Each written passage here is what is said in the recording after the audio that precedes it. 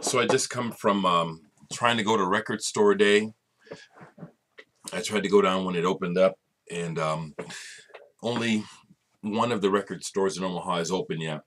It's a Saturday, and the other two will open at 11 and 12. But I get down to Homer's, and there's a line. It's just a madhouse. So I drove around the block, took a look, and it's like,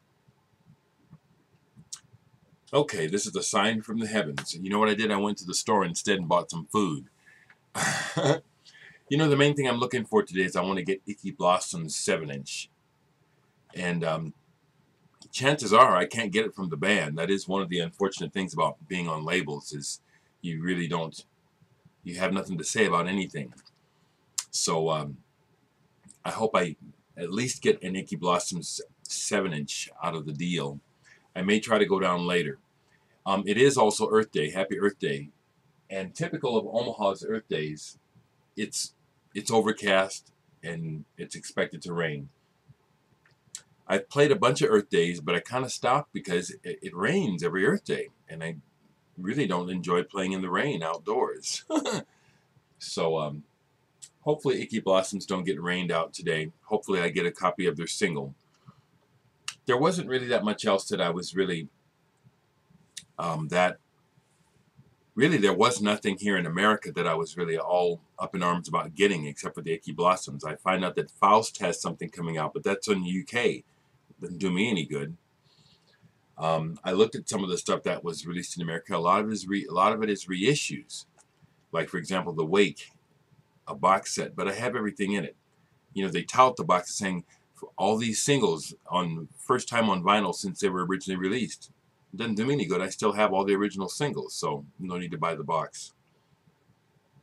Because of my position, monetarily, I'm in no position to be buying music now just for frivolously for fun. It's got to be something I really want. So I may go down later and look at what's left. I may not.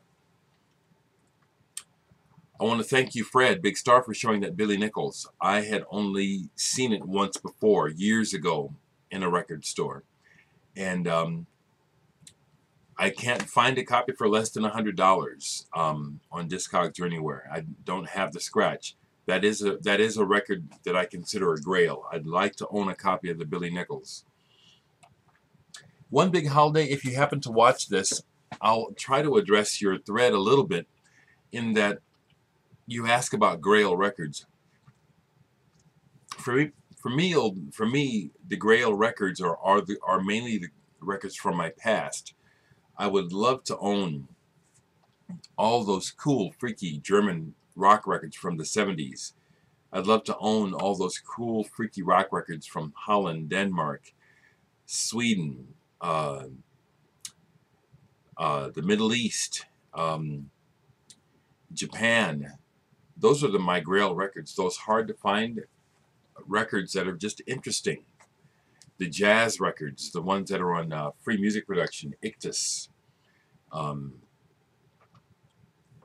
of those small labels, the stuff that my favorite people, the stuff that you people show, those are my grail items.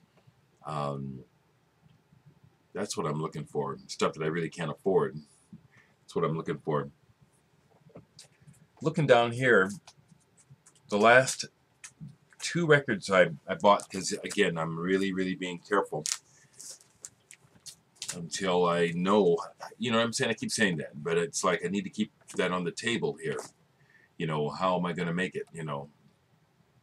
So I did buy two records at Antiquarium earlier this week, used. I got a Gary Burton. Picture this. I played this. This is just okay. One of the reasons why I will buy these Gary Burtons on ECM if I don't have them is because they're cheap. If they're cheap, I'll buy them. I consider myself a collector of ECM. If I could find ECM records for 50 cents to $1 that I don't have, I'd buy them all. I would. And I would eventually listen to them all too.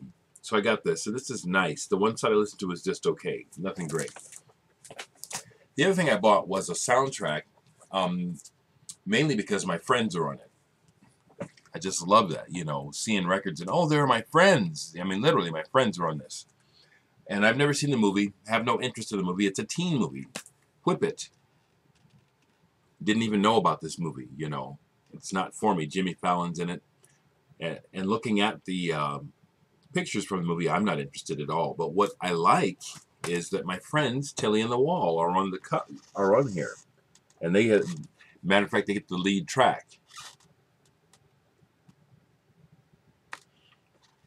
I'm also familiar with Harmar Superstar. He's not a friend, but I know him.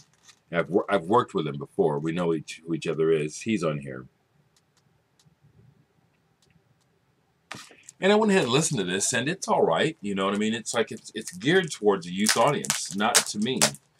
But I'm not dead yet, so I can still relate to some of the aspects of youth culture, you know. I'm not a wretch or some kind of perv, you know. But I'm not dead yet. I still relate to youth. The other nice thing about it is that it's on colored vinyl. One album is on a pink, and then the other one, they come from the same, it's just slightly darker. So that was nice, and you know, it was only $10. So I said, okay, for $10. And then it'll be fun next time I see Dereck or Jamie or Kiana or Nick or any of those guys. Just, hey, look what I found. I sometimes wonder about other artists. Do they collect? Matter of fact, any of you people that are performing artists, recording artists that watch my videos, do you have copies of everything you've played on? Because I don't. I try to, but there's a few things that I don't own in my own discography. And there's chances are that there's records that I'm on, I don't even know I'm on them. That does happen. So I'll just stop here for now. I may go down to the store later and try my luck at Record Store Day again. We'll see.